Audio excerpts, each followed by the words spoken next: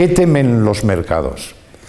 La verdad es que los resultados postelectorales han dejado un panorama diabólico, un panorama incierto. Los mercados financieros en estos primeros días del año, en el mes de enero, prácticamente han tenido un auténtico cracks.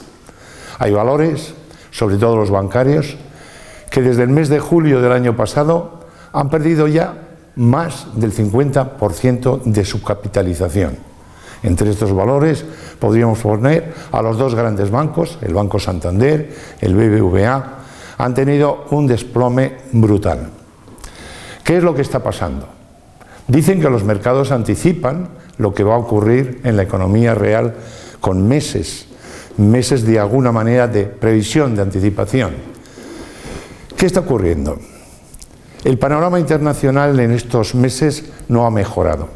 El FMI prognosticó un crecimiento para el año que viene entre el 3,4 y el 3,6 2016-2017. Pero vaticinaba, nos advertía que había grandes riesgos que podían ir, digamos, a más. Estos grandes riesgos han empeorado en estos meses. El tema de China ha seguido preocupando tremendamente y este es el epicentro de la incertidumbre internacional, es qué va a pasar con la desaceleración china, si va a haber un aterrizaje suave o va a haber un aterrizaje brusco. Este riesgo induce otro riesgo que ha continuado, que es el desplome de las materias primas y sobre todo del petróleo, que es el que más está impactando últimamente en las bolsas internacionales. Y para nosotros y también para el mundo, el impacto que están teniendo estos dos hechos en los países emergentes, fundamentalmente en países como Venezuela y Brasil, que son exportadores de materias primas, que son exportadores algunos de ellos de petróleo y que están, algunos de ellos, Venezuela y Brasil, pasando una fuerte recesión que impacta lógicamente, y esto muy directamente, en la economía de España, en la economía española.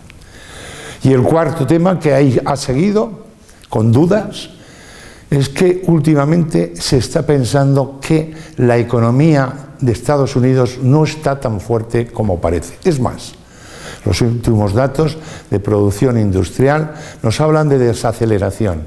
Y algunos se están preguntando si la Reserva Federal no se habrá precipitado, no se habrá anticipado con la subida de los tipos de interés y quizás o bien tenga que posponer su decisión, se contemplaban hasta 3 subidas este año de tipos de interés, o bien tenga que retrasarlas para el año que viene. Estos hechos, sin duda alguna, han creado una incertidumbre importante a nivel de la economía global, y esto es lo que verdaderamente ha impactado con mayor fuerza en la bolsa española. Pero España, concretamente los datos que hemos tenido últimamente, es que está creciendo por encima, muy por encima, casi el doble que la media europea, el 3,2%. Y hay 3 factores que explicarían esto. La depreciación del euro, la caída del precio del petróleo y los bajos tipos de interés y las inyecciones monetarias que está haciendo el Banco Central Europeo. Estos 3 temas tienen tal potencia, somos tan dependientes de la energía y al mismo tiempo estamos tan necesitados de liquidez y sobre todo de apoyo al crédito, que estos 3 factores explicarían en gran parte lo que está creciendo la economía española. Es más, la Comisión Europea esta semana ha revisado las previsiones para España y las ha mejorado. 2,8 para este año que viene, 2,8 para el año que viene. En definitiva, aunque estas previsiones están por debajo de las del propio gobierno, siguen siendo las mejores de Europa. La pregunta que nos hacemos es si la incertidumbre política, el hecho de que no tengamos todavía una visión clara de qué es lo que va a pasar con el nuevo gobierno, cómo no está impactando en mayor medida.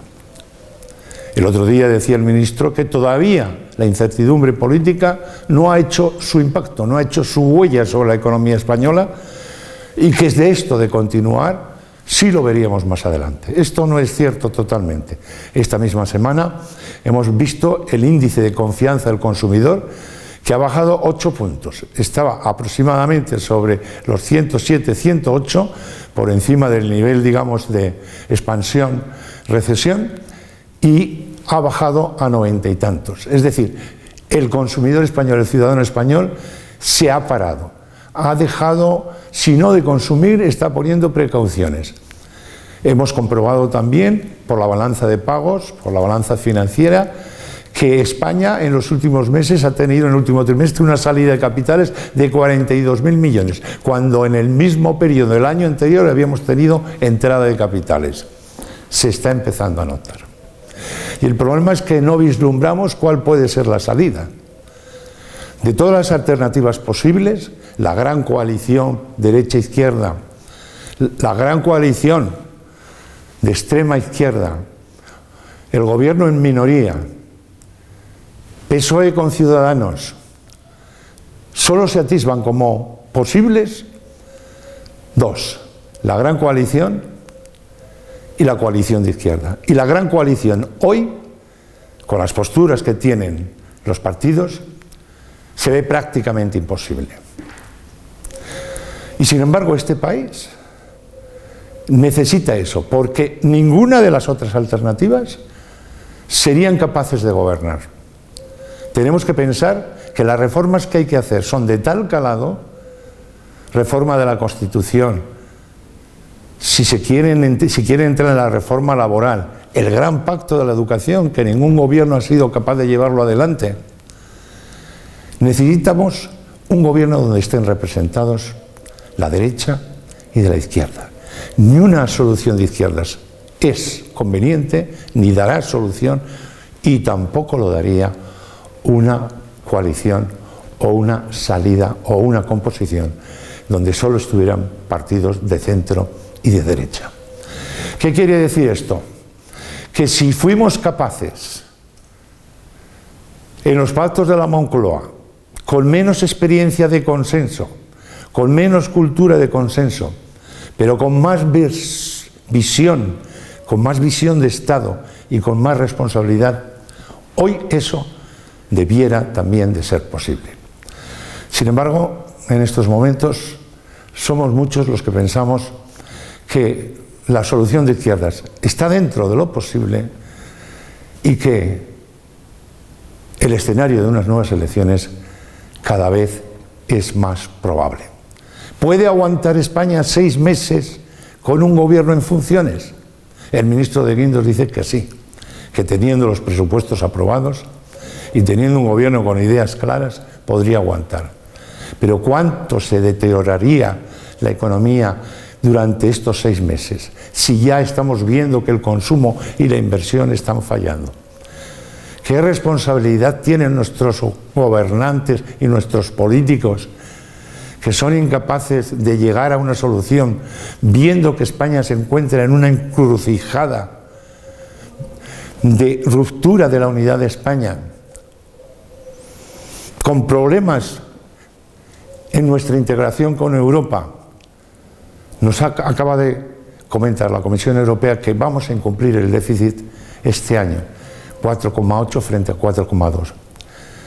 No nos olvidemos que en el 2012 fueron las dudas sobre nuestra capacidad de pago las que pusieron a este país al borde del rescate. Todavía tenemos un endeudamiento externo muy grande y cualquier pérdida de confianza por parte de los mercados en nuestra capacidad de pago podría ser nefasta. Esperemos que nuestros políticos tengan la responsabilidad y el sentido de Estado que ya lo tuvieron mucho antes en la salida desde la dictadura hacia la democracia. No perdamos la esperanza.